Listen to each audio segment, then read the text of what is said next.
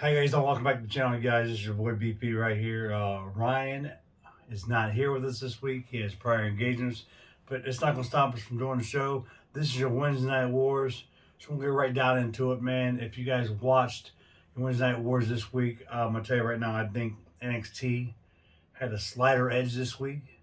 I think they won by a small margin.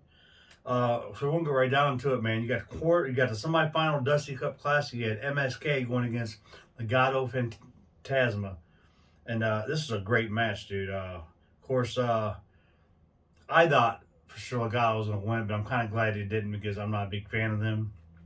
But MSK did win, pick up the victory here, guys. Did win, so they will be moving on to the finals in this tournament coming up Sunday at Vengeance Day. So it's gonna be pretty interesting to see. MSK in the finals, and man, I'm telling you, they might just win it all. I don't know. Xia Li took on Cora Jane. At the end of this match, yeah, Casey Catanzaro and Caden Carter come down to try to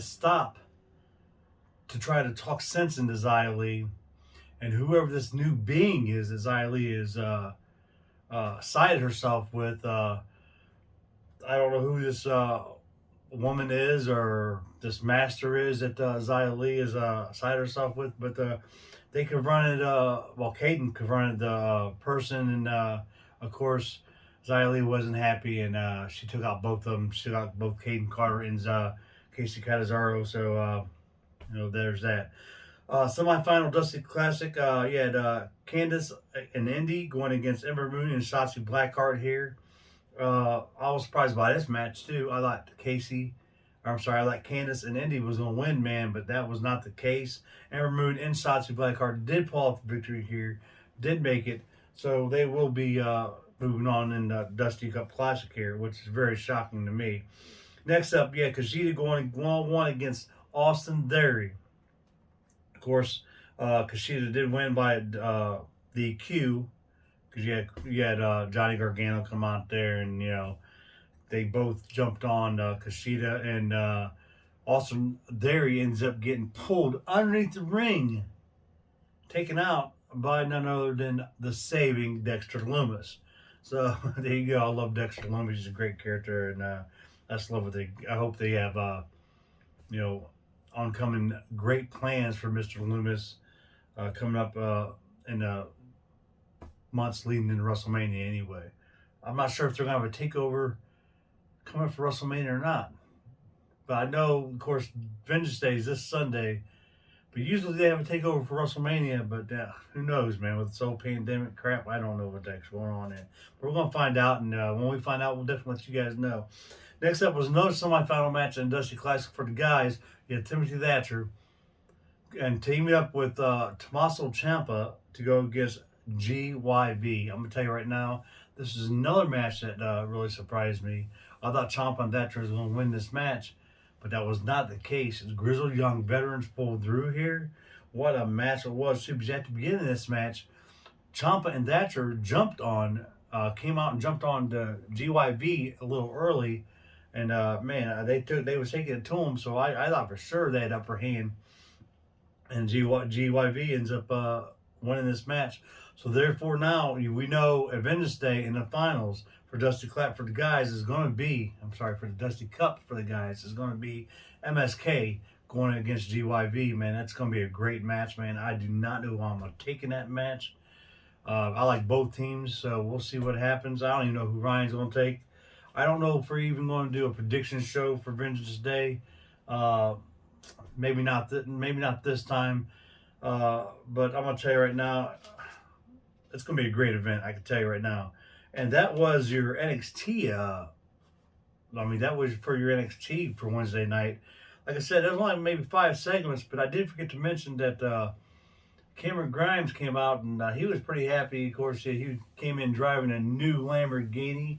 Evidently, his storyline is that he won a whole bunch of money through GameStop and been investing in GameStop and other things like that. But he did come across some money in real life, guys, by investing. I forgot exactly what he invested in, but he did invest in something. But he did actually win some money. But they went in and do it in a storyline. But it's totally something totally different than his storyline. But yeah, so it's gonna be interesting to see what happens with Cameron Grimes in the next couple of weeks. Um, of course, next week on NXT, uh, Killer Cross, our boy Karrion Cross already said that your boys, the cruiserweight champion's time is up. So we're gonna have to see what happens next week, 1-on-1, when Cross goes against the leader of Elgato Fantasma. As you can see, I totally forgot the leader's name because I really don't like the team. So I'm sure. Oh, Escobar. There you go. Cross going against Escobar. I knew I had to think about it just for a minute, and I would get it. But that was your NXT side of things, you guys. Now we're gonna go over to AEW side of things. This, like I said, this is your Wednesday Night Wars. This match was all right. I wasn't really impressed with Joey Janela, but AEW TNT Championship was on the line. Darby Allin versus Joey Janela. Darby did it, picking the victory here, of course. So he is still your TNT champion. You had Peter Avalon teaming up with another NXT alumni back in the day, Cesar Bononi. Them two went against Cody Rhodes and, of course, the up-and-comer Lee Johnson and the Man. This was a great match for Lee Johnson. What a great match altogether. I was surprised. Lee Johnson and Cody did pick up a victory here, but Lee Johnson is now part of the Nightmare family, if you guys don't know.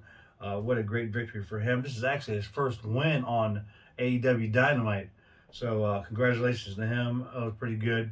Next up, we had Pac going against Ryan Nemeth.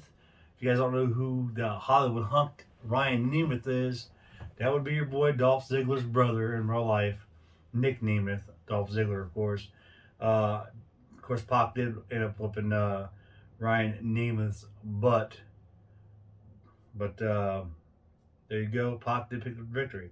Next up, they claimed going against Jericho and MJF.